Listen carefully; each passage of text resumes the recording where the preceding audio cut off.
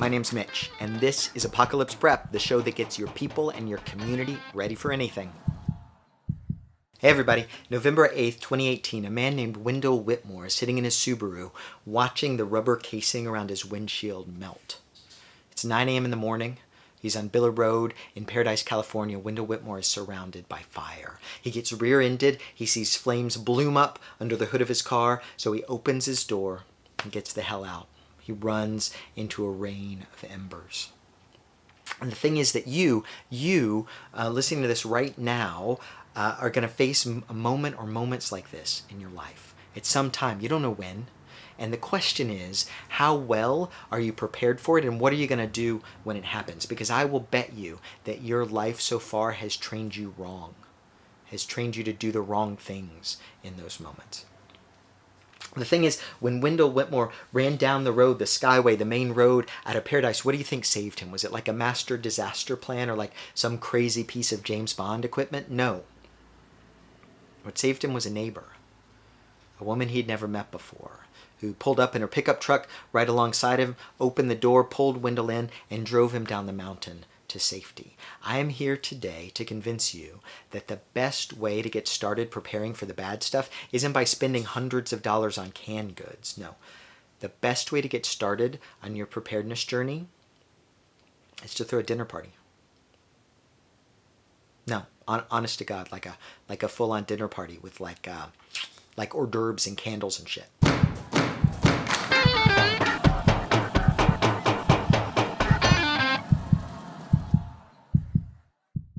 Let's talk about the Paradise Fire. It started about 6:15 in the morning, November 8th, when a spark fell from a transmission line just outside of Polga, California, about 9 miles from Paradise. It was called the Camp Fire or the Camp Creek Fire because it was found near Camp Creek Road, and it burned more than 10 acres in its first 10 minutes.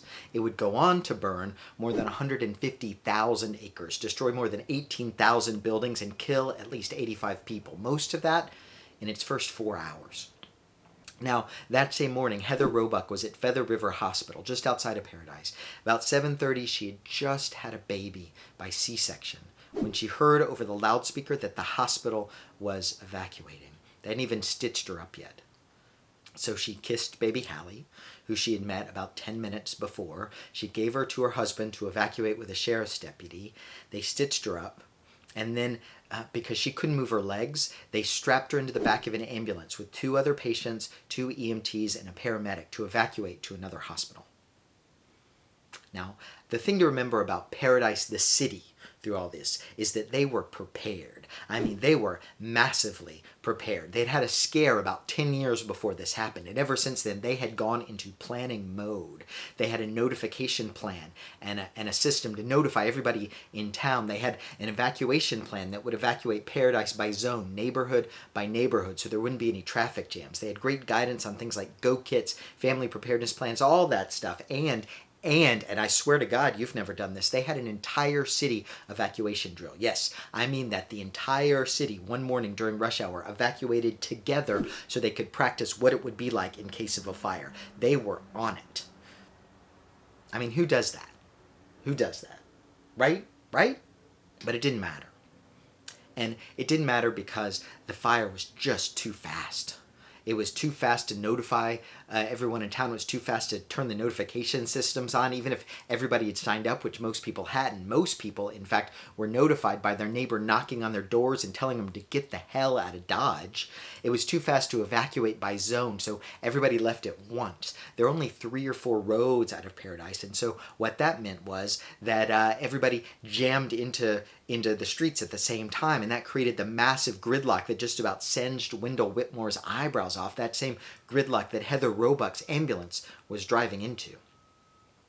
That ambulance made it about a half mile before it broke down in the smoke. The EMTs and the paramedic evacuated the other 2 patients first. Remember, Heather's strapped in, and she's alone, and that's when she notices that the ambulance is on fire.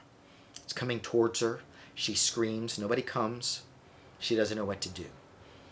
She picks up her cell phone because she still has cell signal, and she does the only thing she knows how to do, which is call her husband and tell him goodbye. Lesson one.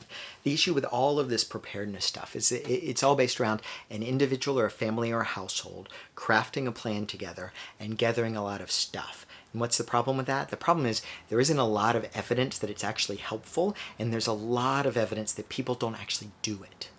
Okay, so why is that? Let's unpack the problem. Number one, the world doesn't work around like families or households anymore. That's like some 1950s bullshit, if it ever existed at all. What about people who live with roommates? What about single parent households? And also, most of the parents that I know with kids are kind of overwhelmed raising the kids, and so they don't have time to spend hundreds of dollars on like a disaster industrial complex. The second thing is Go kits. Go kits, like I said, they're expensive, and they also take a lot of space to store. The guidance for a family like mine, there are 6 people in my family, is that you need a gallon of water per person per day for between 3 to 7 days. That's like between 36 gallons and like, I have no idea. I can't do the math that high. There's no way that I can store that much water. If I have $300 extra at the end of a month, I'm probably not going to spend it on Go kit supplies. I'm probably going to spend it on something my family actually needs, like healthcare, prescriptions, or actual food, or tuition, something like that. And that leads us to the third problem, the biggest problem. Who does this stuff? Most of the people that work on preparedness are generally richer families. They're the ones who have the time, the resources to put towards this stuff. Poor families just don't.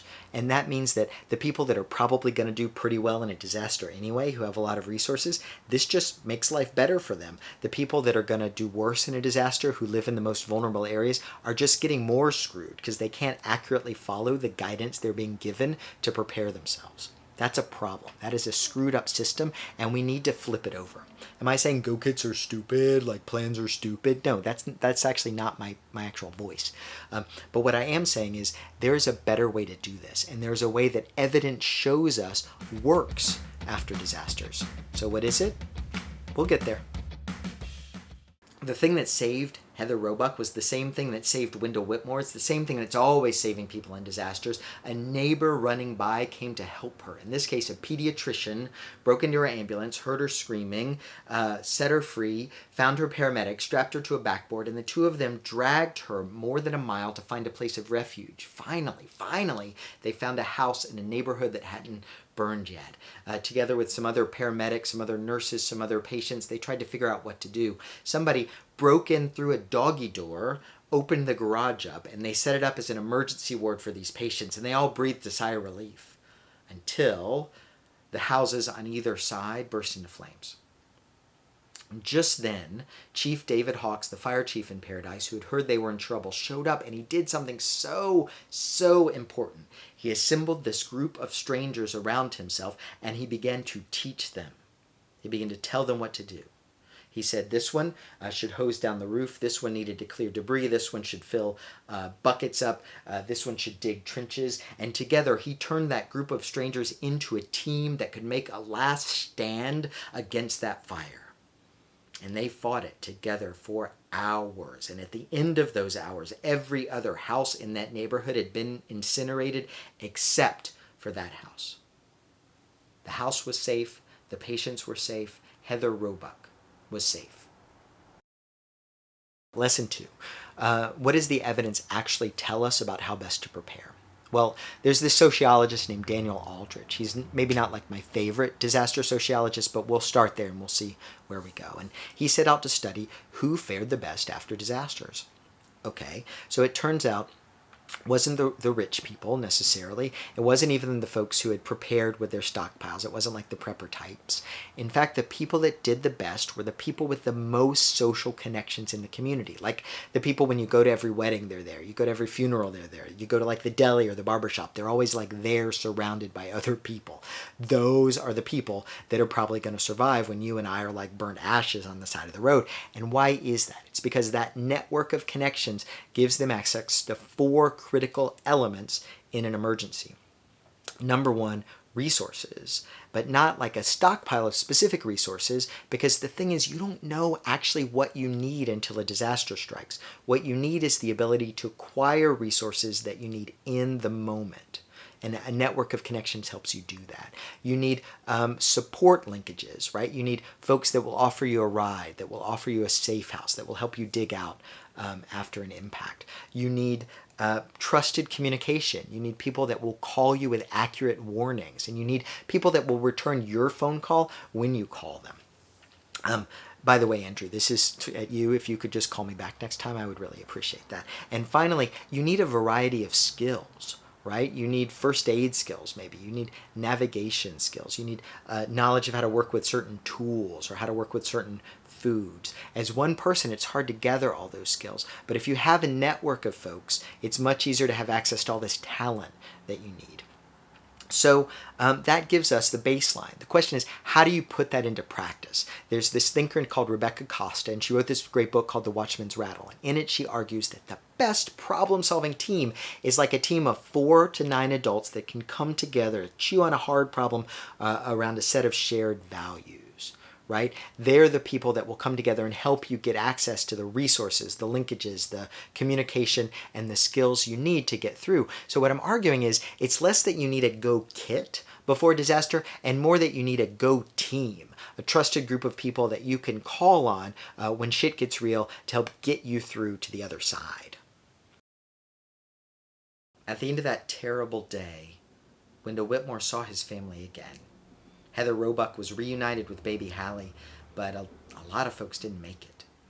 And the story's not over. This sort of story is never over. A year after the fire, thousands of people are still homeless. They're scattered all over the country looking for a place to live. And we hear stories like that. And we see those selfie videos people make when they're evacuating, those escape videos where they're alone and talking to the camera. And we think, oh my God, a disaster must be so lonely. And I think maybe that's why we prepare that way, right? Why we prepare by ourselves, because we think of how lonely they must be. But isn't it possible also that people make those videos because they are longing for community, right? Because they are longing for somebody to share that experience with.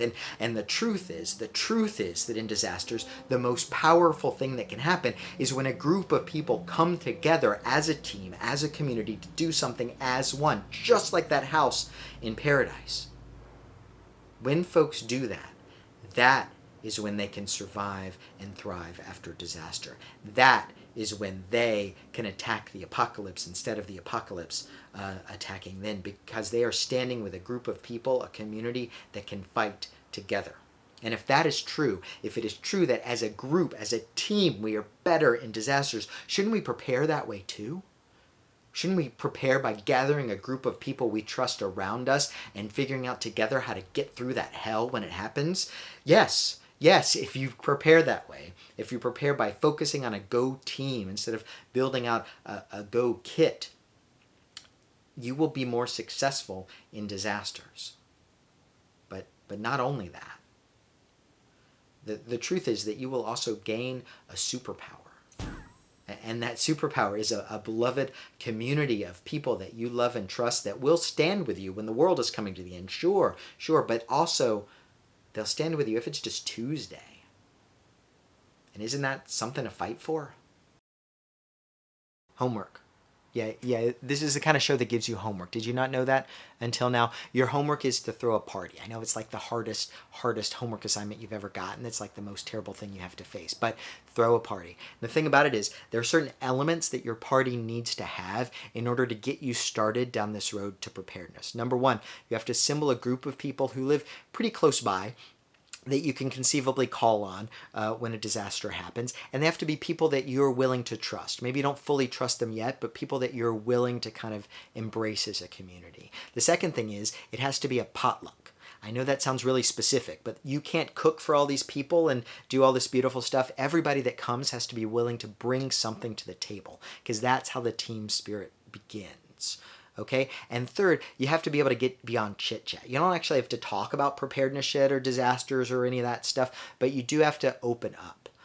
You have to talk about sort of what your greatest fear is. What's the worst thing that ever happened to you? Something that breaks you open a little bit. You're welcome to get drunk while you do it. That is totally fine. Get shit-faced, no judgment, but you have to be willing to kind of lay it out on the line. By doing this, by going through this party, you are actually going to create the first kernel of a team that is going to save your life one day.